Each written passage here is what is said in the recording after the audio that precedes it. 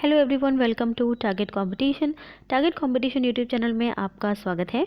1000 wicket series का part 1 and part 2 आज हम पहले ही हम कंप्लीट कर चुके हैं और आज हम करने वाले हैं पार्ट 3। ठीक है, तो पार्ट 1 और पार्ट 2 अगर आपने देख लिए हैं तो अच्छी बात है, नहीं देखे हैं तो आप उन्हें देख लीजिए। आज हम करने वाले हैं पार्ट 3, तो चलिए स्टार्ट करते हैं। सो गाइस, हमारा फर्स्ट वर्ड देखते हैं। हमारा फर्स्ट वर्ड क्या है? सबसे पहले तो हमारा फर्स्ट वर्ड है स्टार्टलिंग।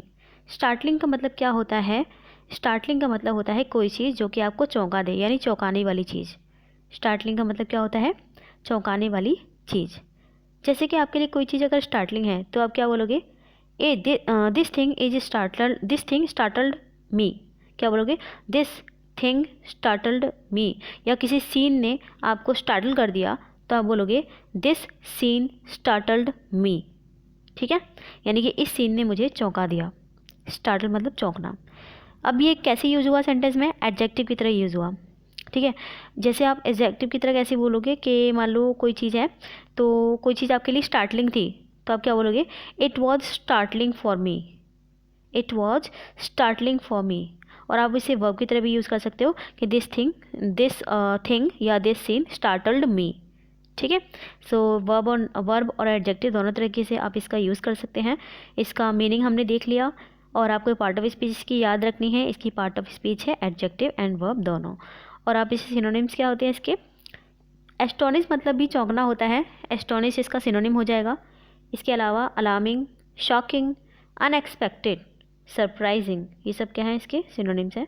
एंटोनिम्स हो जाएगा एक्सपेक्टेड, क्योंकि स्टार्टलिंग का मतलब होता है चौंकाना। अब चौंका दी वही चीज़ है जो अनएक्सपेक्टेड हो। ठीक है, तो इसका एंटोनिम क्या हो जाएगा? एक्सपेक्टेड। इसीलिए स्टार्टलिंग का जो एंटोनिम है वो एक्सपेक्टेड होता है। ठीक है, तो हमने इसके सारा कुछ देख लिया है। इसकी पार्ट ऑफ स्पीच आप याद रखना, मीनिंग याद रखना, सिनोनिम्स एंटोनिम्स आपने समझ लिए हैं। नेक्स्ट वर्ड है अम्यूजिंग। अम्यूजिंग का मतलब क्या होता है? एंटरटेनिंग होना। किसी चीज़ का कैसा होना? एंटरटेनिंग होना। तो जैसे कोई कॉन्सर्ट है या कोई पार्टी है, वो आपके लिए कैसी है? अम्यूजिंग है, यानी एंटरटेनिंग है। ठीक है, तो आप इस तरह से एक सेंटेंस में यूज़ कर सकते हो कि दिस कॉन्सर्ट इज़ अम्यूजिंग, या फिर her concert is amusing, your concert is amusing, your party is amusing. या फिर आप किसी पर्सन के लिए बोल सकते हो you are an amusing person, तुम एक एंटरटेनिंग पर्सन हो। So in this way you can use this. सो अम्यूजिंग का जो सिनोनिम होता है वो एंटरटेनिंग होता है, और एंटरटेनिंग एक कॉमन वर्ड है। इसके अलावा एंटरटेनिंग की जगह आप कोई नया वर्ड यूज़ करना चाहते हैं तो आप अम्यूजिंग का यूज़ कर सकते हैं। This party is amusing, you are an amusing person. ठीक है, in this way you can use this word. इसके सिनोनिम्स क्या क्या हो गए? एक तो आपका अम्यूजिंग का सिनोनिम एंटरटेनिंग हो गया। इसके अलावा इंटरेस्टिंग, क्योंकि भाई जो एंटरटेनिंग है वो इंटरेस्टिंग भी होगा, ह्यूमरस भी होगा, ग्रेटिफाइंग भी होगा, इंजॉयबल होगा। ठीक है, तो ये इसके सिनोनिम्स हो गए। एंटोनिम्स क्या क्या होंगे? जो अनफनी हो, यानी जो फ़नी ना हो। एंटरटेनिंग मतलब फ़नी होना, तो उसका अपोजिट क्या हो जाएगा? अनफनी। ठीक है, और अम्यूजिंग का एक और अपोजिट जो कि आप खुद ही बना सकते हो। कैसे? इसके पहले यू एन लगा के, अनअम्यूजिंग। ठीक है, और क्या बन सकते हैं इसके एंटोनिम्स? बैड, डल, सीरियस। तो ये सब आप खुद ही बना सकते हो एंटोनिम्स। समझ में आ गया? सो एंटोनिम्स सिनोनिम्स आपने समझ लिए हैं, मीनिंग आपने समझ लिया है। इसकी पार्ट ऑफ स्पीच होती है adjective. So as an adjective आपने इसे एग्जाम्पल में भी यूज़ किया, जैसे कि मैंने एग्जाम्पल बताया था, हर कॉन्सर्ट इज़ अम्यूजिंग, यानी कॉन्सर्ट कैसा है? अम्यूजिंग है। किसी भी चीज़ की हम क्वालिटी बताते हैं तो वो एडजेक्टिव होता है। So this is an adjective and as an adjective we have to use this word in the sentence. ठीक है, आगे बढ़ते हैं। नेक्स्ट वर्ड है स्ट्राइव। स्ट्राइव का मतलब होता है कड़ी मेहनत करना। You have to strive hard for clearing this exam. आपको इस एग्ज़ाम को क्लियर करने के लिए कड़ी मेहनत करनी होगी। You have to strive hard for clearing this exam. So इस तरह से हमने स्ट्राइव का सेंटेंस में यूज़ किया। अब आप देख सकते हैं मैंने यू हैव टू स्ट्राइव बोला, टू के बाद मैंने स्ट्राइव यूज़ किया। टू के बाद वर्ब की फर्स्ट फॉर्म यूज़ की जाती है और स्ट्राइव वर्ब की फर्स्ट फॉर्म में यूज़ हुआ है, यानी कि इसकी पार्ट ऑफ स्पीच क्या होती है? वर्ब होती है। तो स्ट्राइव क्या है? एक वर्ब है। ठीक है, सो स्ट्राइव मतलब होता है कड़ी मेहनत करना, और ये एक वर्ब होता है। इसके सिनोनिम्स क्या क्या हो जाएंगे?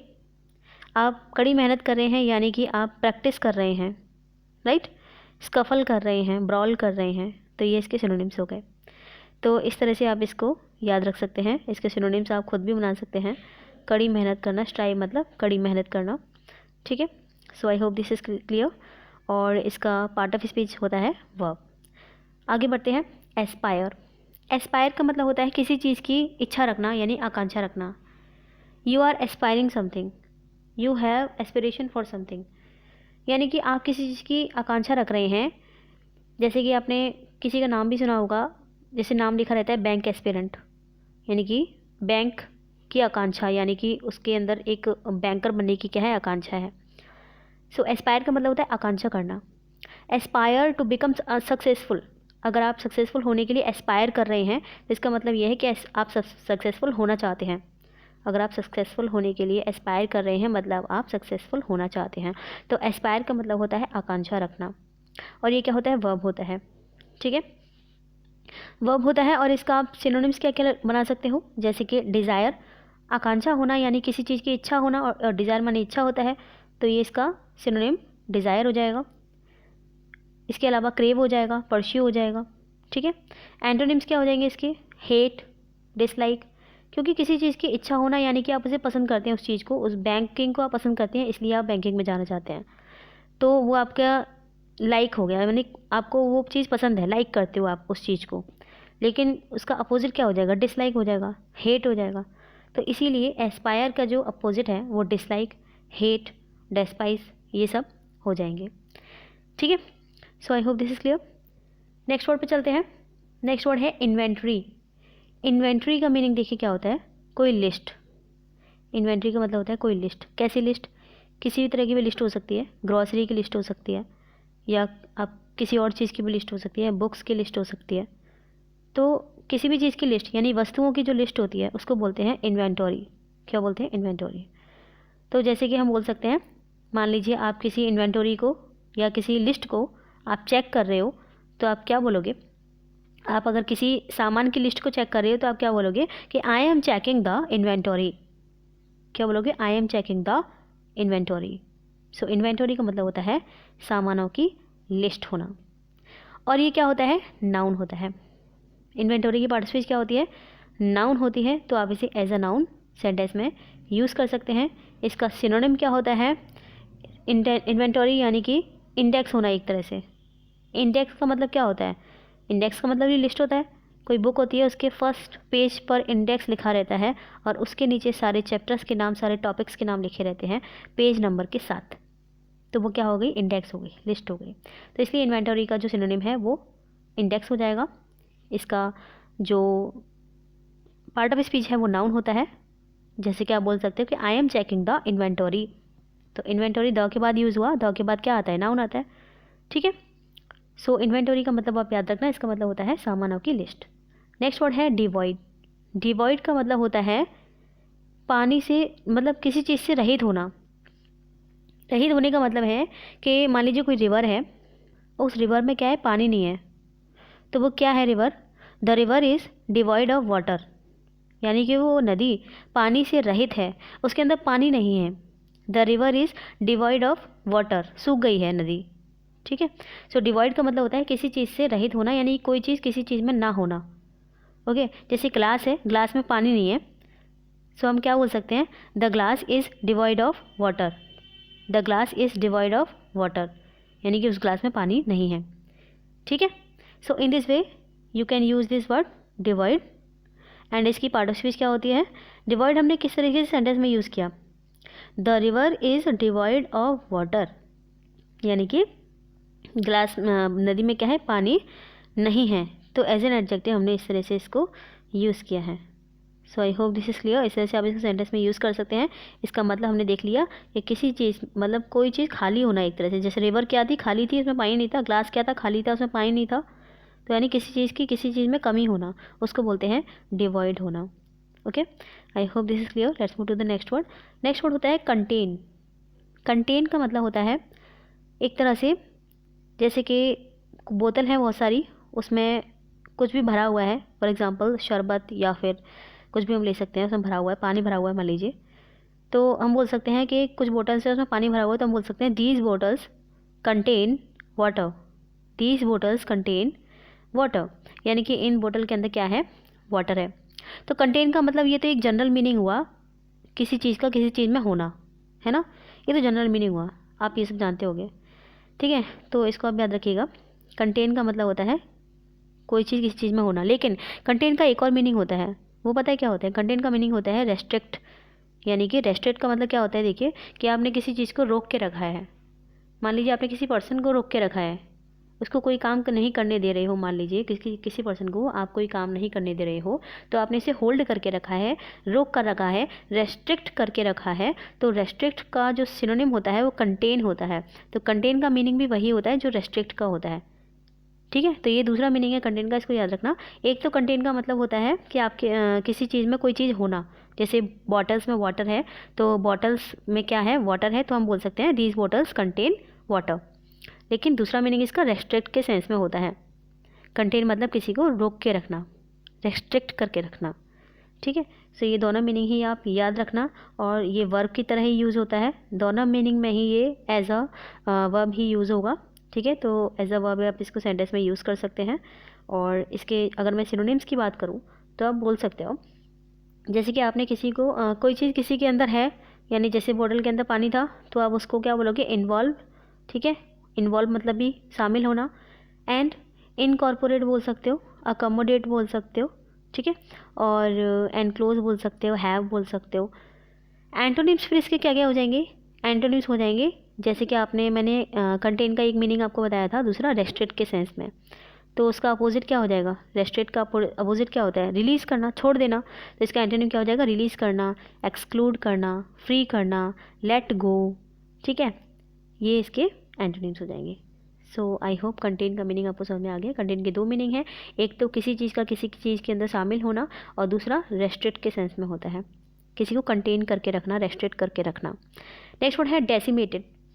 डेसिमेटेड का मतलब होता है तबाह होना। डेसिमेटेड का मतलब होता है तबाह होना। जैसे कोई हाउस है, वो भूकंप जब आता है, तो भूकंप आने के बाद बहुत सारे हाउस क्या हो गए? तबाह हो गए। तो आप बोल सकते हो दीज हाउसेज आर डेसिमेटेड, या किसी पर्टिकुलर हाउस के बारे में बोल सकते हो द हाउस इज डेसिमेटेड, यानी कि ये हाउस तबाह हो गया है। अब आप सेंटेंस में ही पढ़ के पता लगा सकते हो, जैसे मैंने बोला द हाउस इज़ डेसिमेटेड, तो आपको सेंटेंस ही पता चल रहा होगा कि डेसिमेटेड को हमने एज अ वर्ब यूज़ किया है सेंटेंस में, ठीक है। सो एज अ वर्ब आप इसे सेंटेंस में यूज़ कर सकते हो, द हाउस इज़ डेसिमेटेड, ठीक है। यानी कि वो घर क्या हो गया है? डिस्ट्रॉय हो गया है, तबाह हो गया है। अब डिस्ट्रॉय मैंने बोला, तो डेसिमेट का मतलब होता है तबाह होना, डिस्ट्रॉय का मतलब भी होता है तबाह होना, तो डिस्ट्रॉय डेसिमेट का सिनोनिम हो गया, ठीक है। तो डिस्ट्रॉय होता है इसका सिनोनिम। इसके अलावा वाइप आउट, वाइप आउट मतलब भी एकदम वाइप आउट मतलब हटा देना, बिल्कुल मिटा देना, मिट जाना मतलब तबाही हो जाना, ठीक है। इसके अलावा एक्सटर्मिनेट, स्लॉटर, एनिहिलेट, ऑब्लिटरेट, ये सब इसके सिनोनिम्स होते हैं। किसके होते हैं? ठीक है, जैसे कि मैंने आपको बताया यहाँ पे डेसिमेटेड के, ठीक है। और इसके एंटोनिम्स फिर क्या हो जाएंगे? देखो डेसिमेट क्या है? एक नेगेटिव वर्ड है, तबाही होना नेगेटिव काम है, तो इसके एंटोनिम्स पॉजिटिव होंगे। तो तबाही होना यानी एकदम सब कुछ मिटा देना, और उसका अपोजिट क्या हो जाएगा? बनाना। बनाना मतलब कोई चीज़ तैयार करना। तो इसके एंटोनिम्स क्या क्या हो जाएंगे? बिल्ड करना, क्रिएट करना, ठीक है। तो ये इसके एंटोनिम्स हो जाएंगे। और एज अ वर्ब इसको हम सेंटेंस में यूज़ करते हैं। सेंटेंस भी आपने देख लिया और पार्ट ऑफ स्पीच भी देख ली, और इसका मीनिंग याद रखना, डेसिमेटेड मतलब तबाह करना, तबाह होना, ठीक है। नेक्स्ट वर्ड है इवेड। इवेड का मतलब होता है बचना। इवेड का मतलब क्या होता है? बचना। आप किसी चीज़ से बच रहे हो, आप किसी चीज़ से बचने की कोशिश कर रहे हो। You are trying to evade, you are trying to evade, आप बचने की कोशिश कर रहे हो। तो इवेड का मतलब होता है बचना, यानी बचने की कोशिश करना। और इसका जो आप सिनोनिम्स लोगे तो आप क्या ले सकते हो? सिनोनिम देखो, आप बचने की कोशिश करोगे तो आप छिपोगे, छिपना मतलब हाइड होना, तो इसका सिनोनिम क्या हो जाएगा? हाइड होना। इसके अलावा कंसील बोल सकते हो, कंसील मतलब ही छिपना होता है, ठीक है। फ्ली, फ्ली बोल सकती है, फ्ली मतलब उड़ जाना, भाग जाना, ठीक है। तो ये इसके सिनोनिम्स हो गए। एंटोनिम्स क्या होंगे? एंटोनिम्स हो जाएंगे बी ऑनेस्ट। बी ऑनेस्ट का मतलब, आप बी ऑनेस्ट मतलब आप भाग नहीं रहे हो, आप बचकर नहीं निकल रहे हो, आप ऑनेस्ट हो, ईमानदार हो, वहीं पर हो। ये हो गया बी ऑनेस्ट। इसका क्या हो जाएगा? आपका सिनोनिम, एंटोनिम हो जाएगा इसका, क्योंकि हमें अपोजिट बताना है ना। इवेट का अपोजिट क्या हो जाएगा? वहीं पर रहना, ऑनेस्ट रहना, ईमानदार रहना, तो इसका ऑनेस्ट, इसका ईमानदार हो जाएगा। इसके अलावा टेल ट्रुथ, यानी कि इवेट मतलब बचकर निकलना के अलावा एक और मीनिंग होता है इवेट का। दूसरा मीनिंग होता है इवेट का कि किसी चीज़ से बचना, किसी टॉपिक से बचना। तो किसी टॉपिक से बचना, अगर एक तरफ आप बच रहे हो और दूसरी तरफ आप सच बोल रहे हो, मतलब किसी चीज़, मान लीजिए आपसे कोर्ट में किसी ने, लॉयर ने कोई क्वेश्चन किया, आप उस क्वेश्चन से बचने की कोशिश कर रहे हो और दूसरी तरफ आपने क्या किया, आपने क्या किया कि बचकर निकलने की कोशिश नहीं की, आपने सच बोल दिया। तो सच बोलना मतलब टेल ट्रुथ। तो इवेड और ट्रुथ, टेल ट्रुथ, ये क्या हो जाएगा, दोनों अपोजिट हो जाएंगे। तो इवेड मतलब बचकर निकलना, बचना, किसी चीज़ से, किसी टॉपिक से बचने की कोशिश करना, और दूसरी तरफ सच बोलना, ये दोनों ही अपोजिट सेंस में हैं। इसलिए इवेड का जो अपोजिट है यानी जो एंटोनिम है वो ट्रुथ बोलना होता है। ठीक है। सो इवेड के एंटोनिम क्या हो जाएंगे, be honest, tell truth, accept, help, take on, ये सब क्या है, इवेड के एंटोनिम्स है। सो इवेड का सीधे सीधे मतलब होता है टाल मटोल करना, बचना, छिपकर निकलना, ये सब होते हैं इसके मीनिंग होते हैं। ठीक है।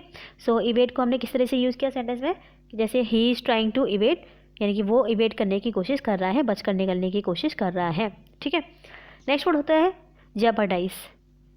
ठीक है। तो जेपर्डाइज का मीनिंग देखिए क्या होता है, इसका मतलब होता है खतरे में डालना। क्या करना, जेपर्डाइज का मतलब होता है खतरे में डालना। जैसे हम बोल सकते हैं कि people jeopardize their safety, people ने क्या किया, अपनी सेफ्टी को जेपर्डाइज किया यानी खतरे में डाला। ठीक है। पीपल ने, अपने लोगों ने अपनी जो सेफ्टी है उसको क्या किया, खतरे में डाला। तो जेपर्डाइज का मतलब होता है खतरे में डालना। पीपल जेपर्डाइज देयर सेफ्टी, इस सेंटेंस में आप पता लगा सकते हो कि जेपर्डाइज को वर्ब की तरह यूज़ किया गया है। People jeopardize their safety, jeopardize is a verb, तो as a verb we have to use this in the sentence. तो आपको इसका मीनिंग समझ में आ गया होगा। जेपर्डाइज का मतलब होता है खतरे में डालना, तो इसको आप याद रखना। और ये क्या होता है, वर्ब होता है। खतरे में डालना, आपत्ति में डालना, किसी ऐसी डेंजर में अपने आप को डालना, थ्रेट में डालना। ठीक है। नेक्स्ट वर्ड देखिए क्या होता है, सुपरवाइज। सुपरवाइज का मतलब होता है संचालन करना, यानी कि आप किसी काम को हैंडल कर रहे हो, सुपरवाइज कर रहे हो। जैसे कि हम किसी पर्सन के जॉब के बारे में बोल सकते हैं कि her job is to supervise her work, यानी कि उसकी जो जॉब है वो क्या है, अपने काम को सुपरवाइज करना, यानी संचालित करना, यानी इसको चलाना, काम को, उसका निरीक्षण करना, उसकी देखभाल करना, उसकी निगरानी करना। तो सुपरवाइज का मतलब होगा संचालन करना, यानी इसकी देखभाल करना, उसकी निगरानी करना। ठीक है। I hope this is clear. और इसको हमने एज अ वर्ब सेंटेंस में यूज़ किया, जैसे कि मैंने सेंटेंस बोला अभी, her job is to supervise her work. To के बाद हमने वर्ब की फर्स्ट फॉर्म में सुपरवाइज का यूज़ यहाँ पे किया है। सो एज अ वर्ब हम इसको सेंटेंस में यूज़ करते हैं। नेक्स्ट वर्ड है इम्प्रोवाइज्ड। इम्प्रोवाइज्ड का मतलब देखिए क्या होता है, इसका मतलब होता है एक तात्कालिक, तात्कालिक का मतलब होता है कि जैसे कि हम सेंटेंस बोलें कि it was an improvised dance. मान लीजिए कोई डांस है, वो कैसा है, इम्प्रोवाइज्ड है, तो उसका मतलब क्या हुआ कि वो डांस कैसा है, काम चलाऊ है। काम चलाऊ से मतलब कि बस काम चल जाए ऐसा है, कुछ ज़्यादा एक्स्ट्रा ऑर्डिनरी नहीं है। काम चलाऊ मतलब काम चल जाए ऐसा है, जो तुरंत तुरंत कर दिया गया हो, तुरंत जिसको बना दिया गया हो, ऐसा कोई चीज़ होना, उसको बोलते हैं क्या, इम्प्रोवाइज्ड बोलते हैं। ठीक है। सो इम्प्रोवाइज्ड के सिनोनिम्स क्या क्या हो जाएंगे, एक तो हो जाएगा इसका एक्सट्रेम्पोरेनियस भी होता है, एक्सट्रेम्पोरेनियस, मेकशिफ्ट, इम्प्रॉम्प्टू, स्पॉन्टेनियस, ये सब क्या होते हैं, इसके सिनोनिम्स होते हैं। इम्प्रोवाइज्ड का मीनिंग आप याद रखना, इसका मीनिंग होता है कोई काम जो कि जल्दबाजी में कर देना, काम चलाऊ होना एक तरह से। हम अपनी डेली लाइफ में भी ऐसे कुछ काम करते हैं जो कि काम चलाऊ हो जाते हैं, बस क्योंकि अगर किसी काम को हमें शॉर्ट टाइम के लिए यूज़ करना है तो हम उसको ऐसे ही बना लेते हैं, यानी कि तब तक, जब तक हमें इसका यूज़ लेना है तब तक के लिए वो चल जाए, उसके बाद वो भले ही ख़राब हो जाए, तो उसको बोलते हैं काम चलाऊ होना। ठीक है। यानी कि उससे काम चल जाए बस, जो तुरंत बन जाए। ठीक है। तो इसके एंटोनिम्स क्या क्या होंगे, एंटोनिम्स होंगे इसके प्लान्ड। देखो प्लान्ड जो होता है ना वो इसका एंटोनिम है, क्यों है, क्योंकि इम्प्रोवाइज्ड का मतलब होता है काम चलाऊ, यानी कि ऐसे ही बना देना जल्दी जल्दी में, और प्लान्ड का मतलब होता है कोई चीज़ प्लानिंग के साथ करना। तो ये तो अपोजिट ही हुआ ना, ये प्लानिंग के साथ कोई काम किया और एक तरफ ऐसे ही बना दिया काम चलाऊ, तो दोनों अपोजिट हैं। तो इम्प्रोवाइज्ड का जो अपोजिट है वो प्लान्ड हो जाएगा, डिज़ाइंड हो जाएगा, प्री मीडिएटेड हो जाएगा, रिहर्स्ड हो जाएगा। ठीक है ना। तो ये सब क्या हो जाएंगे, इसके अपोजिट हो जाएंगे। इसका अपोजिट आप याद रखना, प्रीमेडिएटेड, रिहर्स्ड, डिज़ाइंड, प्लान्ड। याद रखने की ज़रूरत नहीं है, आप इसे अपने आप भी बना सकते हो क्योंकि आपको इसका मीनिंग पता है। इसका मीनिंग अगर आपको पता है तो आप अपने आप ही इसके एंटोनिम्स हो या सिनोनिम्स हो बना सकते हो। और आपको ये पता है कि आपको इम्प्रोवाइज्ड को किस तरीके से यूज़ करना है, एडजेक्टिव की तरह यूज़ करना है। जैसे मैंने अभी एग्जाम्पल बोला था, it was an improvised dance. वो डांस कैसा था? इम्प्रोवाइज्ड था। इम्प्रोवाइज्ड डांस होने का मतलब है कि वो डांस काम चलाऊ था। ठीक है, so as an adjective we have to use this word in the sentence. Next word है प्लॉटेड। प्लॉटेड का मतलब होता है साजिश करना। ठीक है, जैसे कि किसी ने कोई प्लान जो कि ख़राब प्लान है, किसी को हार्म पहुंचाने वाला प्लान है, वो बनाया, यानी कि साजिश की, यानी कि she plotted an evil plan. She plotted an evil plan, यानी कि किसी ने क्या की? साजिश की, प्लानिंग की, तो उसको बोलते हैं प्लॉटिंग करना। ठीक है, इसके सिनोनिम्स क्या क्या होते हैं? डिवाइज। डिवाइज का मतलब मैंने आपको कल परसों भी बताया था वीडियो में। डिवाइज का मतलब होता है बनाना, और यहाँ पे प्लान बनाने की बात हो रही है, इसलिए डिवाइज क्या हो जाएगा? इसका सिनोनिम्स हो जाएगा। इसके अलावा स्केच। स्केच मतलब भी बनाना होता है। ऑपरेट मतलब चलाना होता है। और कंस्पायर हो जाएगा, हैच हो जाएगा, ये सब क्या है? इसके सिनोनिम्स हैं। एंटोनिम्स क्या क्या हो जाएंगे? फॉरगेट करना, निगलेक्ट करना, ठीक है, डिसऑर्गेनाइज करना, डिस्ट्रॉय करना। तो ये सारे क्या हो जाएंगे? इसके एंटोनिम्स हो जाएंगे। इसका मीनिंग हमने बता ही दिया। मीनिंग क्या होता है? प्लॉटेड का मतलब होता है साजिश करना, और इसको आप कैसे यूज़ कर सकते हो सेंटेंस में? एज अ वर्ब यूज़ करोगे। जैसे she plotted an evil plan, उसने एक एविल प्लान बनाया। तो बनाया, उसने कुछ किया, कुछ करने को ही वर्ब बोलते हैं। तो प्लॉटेड की पार्ट ऑफ स्पीच क्या हुई? वर्ब हुई। नेक्स्ट वर्ड है हमारा क्रेवाइज। ठीक है, क्रेविस, क्रेविस बोलते हैं इसको। सो देखिए, क्रेविस का मतलब क्या होता है? दरार, यानी दीवार में क्या है? दरार है। There is a crevice in the wall. Wall यानी दीवार, दीवार में क्या है? दरार है। There is a crevice in the wall. मैंने बोला there is a crevice, article A के बाद मैंने क्रेविस का यूज़ किया, यानी कि एज अ नाउन मैंने इसको यूज़ किया सेंटेंस में। तो इस तरीके से इसका एज अ नाउन इसका सेंटेंस में यूज़ किया जाता है। इसका बहुत ही इजी मीनिंग है। क्रेविस का मतलब होता है दरार होना, और दरार कहीं भी हो सकती है। ठीक है, तो दीवार में जैसे दरार है तो हम बोल सकते हैं there is a crevice in the wall. I hope this is clear. Next word है पोज्ड। पोज्ड का मतलब क्या होता है कि एक तरह से जैसे फ़ोटो सेशन में भी तो आप जानते ही हो, सभी बोलते हैं पोज दो, पोज दो। तो पोज देने का मतलब होता है एक तरह के एक ऐसी कंडीशन में, पर्टिकुलर कंडीशन में खड़े होना, पोज देना, उसको बोलते हैं। ठीक है, तो जैसे हम एक सेंटेंस में बोल सकते हैं दे पोज्ड फॉर अ पिक्चर, उन्होंने एक पिक्चर के लिए पोज दिया। दे पोज्ड फॉर अ पिक्चर, उन्होंने पिक्चर के लिए क्या दिया? पिक्चर यानी फ़ोटो के लिए क्या दिया? पोज किया। ठीक है, सो ये तो पिक्टोरियल प्रोसेस होती है, यानी कि पिक्टोरियल पर्पस के लिए पोज देना, अरेंज होना इस तरह से कि वो पोज है। ठीक है, तो उसको बोलते हैं। एंड इसके सिनोनिम्स क्या क्या हो जाएंगे? Mannered, stiff, unnatural. ठीक है, और इसके एंटोनिम्स क्या हो जाएंगे? अनपोज्ड, आपने अन लगा दिया तो अनपोज्ड हो गया, तो वो क्या हो गया? इसका एंटोनिम्स हो गया। तो इसका मीनिंग बहुत ही ईजी है। पोज्ड का मतलब एक तरह से एक विशिष्ट स्थिति में, एक स्पेशल कंडीशन में बैठना या खड़ा होना। ठीक है, पोस्ट का मतलब ठान लेना भी होता है। ठीक है, पोस्ट का मतलब ठान लेना भी होता है, तो ये भी आप याद रखना। चलिए आगे बढ़ते हैं। नेक्स्ट वर्ड है इंक्लाइनिंग। अच्छा, पोज्ड कैसा होता है? वर्ब होता है। दे पोज्ड फॉर अ पिक्चर, यानी कि उन्होंने पोज दिया पिक्चर के लिए, तो उन्होंने कुछ किया, कुछ करने को ही वर्ब बोलते हैं। तो पोज्ड क्या हो गया? वर्ब हो गया। सो एज ए वर्ब इसका सेंटेंस में यूज़ करना होता है। नेक्स्ट वर्ड है इंक्लाइनिंग। इंक्लाइनिंग का मतलब होता है झुकना। इंक्लाइनिंग का मतलब क्या होता है? झुकना, यानी कि कोई पर्सन किसी दूसरे पर्सन की तरफ झुक रहा है तो हम बोल सकते हैं he is inclining towards him. वह पर्सन उस पर्सन की तरफ झुक रहा है, he is inclining towards him. अब इसको वर्ब की तरह हमने सेंटेंस में यूज़ किया है, ही इज़ इंक्लाइनिंग, तो एज ए वर्ब इसका सेंटेंस में यूज़ किया जाता है। इसका मीनिंग देख लिया। सिनोनिम्स क्या क्या होते हैं इसके? इंक्लाइनिंग का मतलब होता है झुकना, यानी कि लीन करना। लीन करने का मतलब भी झुकना होता है। इसके अलावा डिसेंट, डेक्लिविटी, ग्रेड, एक्लिविटी, ये सब इसके सिनोनिम्स हो गए। ठीक है, एक्लिविटी, लीन, डिसेंट, डेक्लिविटी, ग्रेड, ये सब क्या हो गए? इसके सिनोनिम्स हो गए, यानी कि झुकना के सेंस में। झुकना, इंक्लाइनिंग मतलब झुकना। और एंटोनिम्स क्या हो जाएंगे? डेक्लाइन होना, इंक्रीज होना। ठीक है, इंक्रीज इसका एंटोनिम हो जाएगा एक तरह से, क्योंकि इंक्लाइनिंग का मतलब होता है झुकना, इंक्रीज का मतलब होता है बढ़ना। ठीक है, ऊपर उठना। और इसकी मीनिंग हमने देख लिया, इसका झुकना मीनिंग होता है इसका। इसके अलावा इसका इंक्लाइनिंग मतलब एक तरह से मुड़ना होता है, इंक्लाइन कर रहे हो आप, झुक रहे हो, यानी कि जो मान लीजिए कर्व है कोई जो कि ऊपर की साइड जा रहा है लेकिन बाद में उसने झुकना चालू कर दिया, नीचे की साइड जाना चालू कर दिया, यानी कि इसमें इंक्लाइनिंग होना चालू हो गया। ठीक है, सो इंक्लाइनिंग का जो सिंपल मीनिंग है वो होता है झुकना, और इसको एज अ वर्ब सेंटेंस में यूज़ किया जाता है, he is inclining towards him. Next word है ग्रिनिंग। ग्रिनिंग का मतलब होता है खुलकर मुस्कुराना। She is grinning in excitement, वह उत्साह से खुलकर मुस्कुरा रही है। सो ग्रिनिंग का मतलब होता है खुलकर मुस्कुराना। एज अ वर्ब इसको सेंटेंस में यूज़ किया जाता है, बहुत ही इजी मीनिंग है। ग्रिनिंग का मतलब होता है खुलकर मुस्कुराना। ठीक है, सो इसका मीनिंग बहुत ही इजी है, खुलकर मुस्कुराना। और इसके सिनोनिम्स क्या क्या होते हैं? स्मिर्क, बीम, सिंपर, क्रैक। ठीक है, स्मिर्क, बीम, सिंपर, क्रैक, इन सभी का मीनिंग भी यही हुआ, खुलकर कोई चीज़ करना। स्मिर्क, बीम, सिंपर, क्रैक। और इसका मीनिंग हमने देख लिया, इसका एज अ वर्ब इसको सेंटेंस में यूज़ करते हैं। तो ग्रीनिंग का बहुत ही ईजी मीनिंग है, इसका मतलब है खुलकर मुस्कुराना। सेटलिंग का मतलब होता है कोई चीज़ को निपटाना।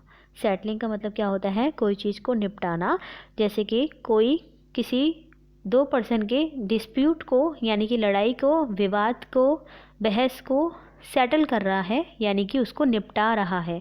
तो हम बोल सकते हैं he is settling their dispute, वो उसके डिस्प्यूट को क्या कर रहा है? सेटल कर रहा है, यानी कि निपटा रहा है। हमने इसको एज अ वर्ब सेंटेंस में यूज़ करना है, he is settling their dispute. Settling हमने एज अ वर्ब यहाँ पे यूज़ किया है सेंटेंस में, तो एज अ वर्ब ही इसका सेंटेंस में यूज़ किया जाता है। इसके सिनोनिम्स क्या हो जाएंगे? सेटलिंग का मतलब होता है कोई चीज़ निपटाना, यानी ख़त्म करना, यानी कि एंड करना, तो एंड इसका सिनोनिम हो गया। इसके अलावा कंप्लीट हो जाएगा, कंप्लीट मतलब पूरा करना, ख़त्म करना। कॉन्क्लूड हो जाएगा, ठीक है, फिक्स हो जाएगा। तो ये हो गए इसके सिनोनिम्स। एंटोनिम्स क्या हो जाएंगे? एंटोनिम्स हो जाएंगे किसी चीज़ को और ज़्यादा बढ़ाना, यानी ट्रबल करना, और ज़्यादा कंफ्यूज करना। तो इसके ये क्या हो जाएंगे? एंटोनिम्स हो जाएंगे। ठीक है, ट्रबल हो गया, कंफ्यूज हो गया, ये इसके एंटोनिम्स हो जाएंगे। सो इस तरीके से इसका सेंटेंस में जो है यूज़ किया जाता है। I hope this is clear. Settling का मतलब एक और होता है a gradual sinking to a lower level, यानी कि धीरे धीरे लोअर लेवल में जाना, तो उसको भी बोलते हैं सेटलिंग होना। लोअर लेवल में जाने से मतलब होता है जैसे कि कोई पानी है, उसमें कुछ अशुद्धियाँ मिली हुई हैं। आपने देखा होगा जब किसी पानी में अशुद्धियाँ मिली होती हैं तो उस पानी को कुछ टाइम बाद अगर हम देखें तो उसकी जितनी भी अशुद्धियाँ हैं वो नीचे बैठ जाती हैं, जो तला होता है उसमें बैठ जाती हैं, और जो साफ़ पानी है वो ऊपर आ जाता है, तो उसको सिंकिंग बोलते हैं। तो सिंकिंग मतलब सेटल, जो अशुद्धियाँ हैं वो नीचे जाके क्या हो गई हैं? सेटल हो गई हैं। ठीक है, नीचे जाके बैठ गई हैं, तो उसको भी सेटलिंग के सेंस में वहाँ पर भी इस वर्ड का यूज़ किया जाता है। So I hope this is clear. Settling का मतलब होता है निपटाना, और दूसरा मीनिंग क्या बताया मैंने कि एक तरह से नीचे जाके सेटल हो जाना, जैसे पानी में नीचे अशुद्धियाँ जाके सेटल हो जाती हैं। ठीक है, सो सेटलिंग के दो मीनिंग हो गए, एक तो निपटाना और एक नीचे जाके सेटल हो जाना। नेक्स्ट वर्ड देखिए क्या है? सोलेस। सोलेस का मतलब होता है सांत्वना देना, यानी कि आप म्यूजिक सुनते हो तो म्यूजिक से क्या मिलता है? आपको सोलेस मिलता है, सांत्वना मिलती है, आपको रिलैक्स मिलता है। ठीक है, तो उसको बोलते हैं रिलैक्स मिलना, यानी संतुष्ट होना एक तरह से। ठीक है, धीरज मिलना, यानी कि एक तरह से हिम्मत आना। सोलेस यानी म्यूजिक, म्यूजिक से रिलैक्स होता है माइंड। तो he finds solace in music, he finds solace in music, उसको म्यूजिक में क्या मिलता है? सोलेस मिलता है। ठीक है, सोलेस मिलता है, तो सोलेस क्या हो गया? एज अ नाउन हमने यहाँ पर यूज़ किया है सोलेस को। He finds solace in music, solace हमने एज अ नाउन इसका सेंटेंस में यूज़ किया, एज अ नाउन इसका सेंटेंस में यूज़ करना है। इसको हम एज अ वर्ब भी यूज़ कर सकते हैं। कैसे? जैसे कि सोलेस का मतलब एक होता है सांत्वना, और सांत्वना को हम दे भी सकते हैं किसी को, है ना। किसी को हम मोरली कोई चीज़ समझा सकते हैं, इमोशनली किसी को स्ट्रेंथ दे सकते हैं, यानी कि इसको सांत्वना दे सकते हैं, यानी कि इसको सोलेस दे सकते हैं। तो if you are solacing someone, if you are solacing someone, यानी कि आप उसको क्या कर रहे हो? सांत्वना दे रहे हो। तो कुछ करना यानी कि वर्ब होता है, तो सोलेस को एज अ वर्ब भी सेंटेंस में यूज़ किया जाता है। ठीक है, so in this way you can use this word in the sentence. Now let's move to the next word. Next word होता है कन्फाइड। कन्फाइड का मतलब होता है कोई चीज़ किसी को बताना, गुप्त रूप से, यानी कि चुपके से बताना। कोई चीज़ किसी को चुपके से बताना, उसको बोलते हैं कन्फाइड करना। जैसे कि किसी ने किसी का सीक्रेट जो है किसी को बता दिया, तो हम बोल सकते हैं they confide their secrets to him. ठीक है, they confide their secrets to him, या फिर वो हमेशा अगर करता है तो हम बोल सकते हैं they confide their secrets in him, मतलब उसने क्या किया, उसका सीक्रेट जो है किसी को चुपके से बता दिया। कन्फाइड मतलब गुप्त रूप से किसी चीज़ को किसी को बताना, ठीक है, चुगली करना भी बोल सकते हैं एक तरह से, ठीक है। इसके सिनोनिम्स क्या क्या हो जाएंगे। अब देखो कोई चीज़ किसी को बता रहे हो आप तो डिस्क्लोज कर रहे हो ना, किसी चीज़ को डिस्क्लोज कर रहे हो तो डिस्क्लोज इसका सिनोनिम हो जाएगा, रिवील हो जाएगा, विस्पर हो जाएगा, कन्फेस हो जाएगा, इम्पार्ट हो जाएगा, ठीक है। एंटोनिम्स क्या क्या हो जाएंगे, कीप, सीक्रेट, सप्रेस, डेनी, हाइड, यानी किसी चीज़ को हाइड करके रखना, कीप रखना, सीक्रेट रखना, सप्रेस करना, तो उसको बोलते हैं इसके एंटोनिम्स, ठीक है। और इसका मीनिंग हमने समझ लिया। कन्फाइड का मतलब होता है किसी चीज़ को किसी को बता देना बिना किसी की परमिशन के, ठीक है, तो उसको बोलते हैं कन्फाइड, यानी कि कन्फर अ ट्रस्ट अपॉन, यानी कि किसी का जो चीज़ है हमने किसी को बता दी तो उसका ट्रस्ट खो दिया एक तरह से। रिवील करना, प्राइवेटली किसी चीज़ को, किसी बात को रिवील कर देना, बोल देना किसी चीज़ को कॉन्फिडेंशियली, यानी कॉन्फिडेंस के साथ किसी की बात किसी को बोल देना, तो उसको बोलते हैं चुपके से कोई चीज़ बता देना, ठीक है। तो कन्फाइड का मीनिंग आपको समझ में आ गया होगा। और एज अ वर्ब हमने इसका सेंटेंस में यूज़ किया, they confide their secrets in him.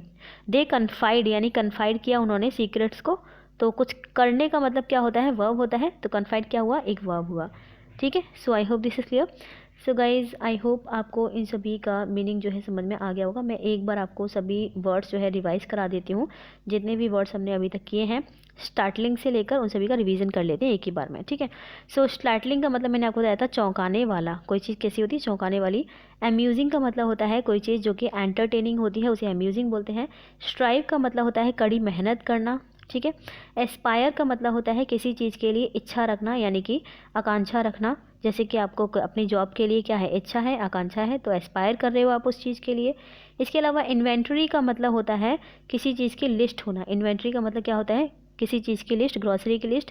Devoid का मतलब होता है किसी चीज़ से रहित होना, यानी जैसे नदी में पानी नहीं है, तो नदी में पानी नहीं है तो इसका मतलब क्या है, the river is devoid of water, तो डिवॉइड का ये मीनिंग हो गया। कंटेन का मतलब होता है पड़े होना, यानी कि बॉटल में पानी भरा हुआ है तो हम बोलेंगे दीज बॉटल्स कंटेन वाटर, ठीक है।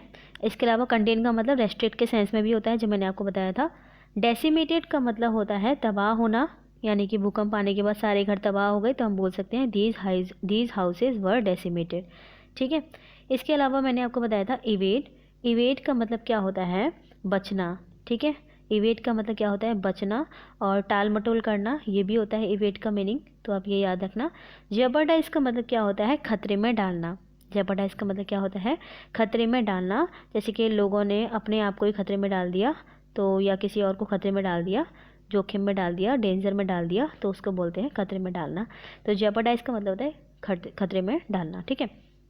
सुपरवाइज का मतलब क्या होता है, किसी काम को हैंडल करना, यानी कि किसी काम का संचालन करना, ठीक है, उसको बोलते हैं सुपरवाइज करना।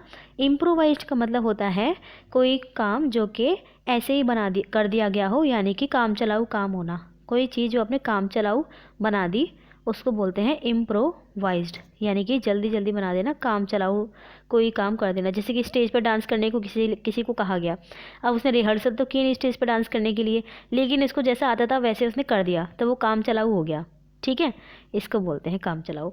नेक्स्ट देखते हैं प्लॉटेड का मतलब मैंने आपको बताया था। प्लॉटेड का मतलब होता है साजिश करना, किसी प्लान के क्या क्या प्लॉट किया, यानी कि कोई प्लान बनाना, प्लॉट करना, ठीक है, सो उसको बोलते हैं प्लॉटेड। इसके अलावा इंक्लाइनिंग, इंक्लाइनिंग का मतलब होता है झुकना। इंक्लाइनिंग का मतलब मैंने आपको बताया था, इंक्लाइनिंग का मतलब क्या होता है, झुकना होता है। So I hope this is clear. Plotted हमने समझ लिया। इसके अलावा इंक्लाइनिंग का मतलब होता है झुकना। और क्रेविस, क्रेविस का मतलब क्या होता है, क्रेविस का मतलब होता है दरार होना, जैसे दीवार में दरार होती है तो उसको बोलते हैं क्रेविस, ठीक है। पोज्ड का मतलब क्या होता है, पोज देना, फोटोग्राफी सेशन के लिए पोज वगैरह दिया जाता है तो उसको बोलते हैं पोज देना, ठीक है। तो इसके अलावा इसका मीनिंग होता है ठान लेना, पोज देना फोटो सेशन के सेंस में, और ठान लेना यानी कोई चीज़ आपने ठान ली तो उसको भी बोलते हैं पोज, ठीक है। इसके अलावा इंक्लाइनिंग का मतलब मैंने आपको बता दिया, इंक्लाइनिंग का मतलब होता है झुकना। नेक्स्ट वर्ड है ग्रिनिंग। ग्रिनिंग का मतलब मैंने आपको बताया था खुलकर मुस्कुराना, उसको बोलते हैं ग्रिनिंग। एंड सेटलिंग का मतलब होता है निपटाना, किसी चीज़ को निपटाना, ख़त्म करना, एंड करना, उसको बोलते हैं सेटलिंग। दूसरा मीनिंग मैंने आपको सेटलिंग बताया था कि जैसे पानी में अशुद्धियाँ नीचे बैठ जाती हैं, नीचे सेटल हो जाती हैं, उसको बोलते हैं सेटलिंग। सोलेस का मतलब बताया था किसी को रिलैक्स, जैसे कोई चीज़ रिलैक्सिंग होना, जैसे म्यूजिक रिलैक्सिंग होता है तो वो क्या हो गया, सोलेस हो गया। ही फाइंड सोलेस इन म्यूजिक, किसी को म्यूजिक में सोलेस मिलता है यानी कि रिलैक्स मिलता है। तो सोलेस का मतलब होता है म्यूजिक मिलना। इसके अलावा सोलेस का मतलब होता है कि किसी को स्ट्रेंथ देना, किसी को मोरली सपोर्ट करना, तो उसको बोलते हैं सोलेस। ठीक है। सो एज अ वर्ब और एज अ नाउन दोनों तरीके से इसका यूज़ किया जाता है। कन्फाइड का मतलब होता है किसी को कोई चीज़ बता देना, किसी का राज किसी को बता देना, उसे बोलते हैं कन्फाइड करना। ठीक है। कन्फाइड का मतलब होता है किसी का राज किसी और को बता देना, रिवील कर देना, उसको बोलते हैं कन्फाइड यानी कि राज खोल देना। So I hope this is clear guys. And हमने जो है सारे वर्ड्स को कंप्लीट कर लिया है, रिवाइज भी कर लिया है। एंड आई होप आपको सारे वर्ड समझ में आ गए होंगे। आप जितना जितना बार चाहें उसका इतना रिवाइज भी कर सकते हैं, जिससे कि आप इन वर्ड्स को कभी ना भूलो।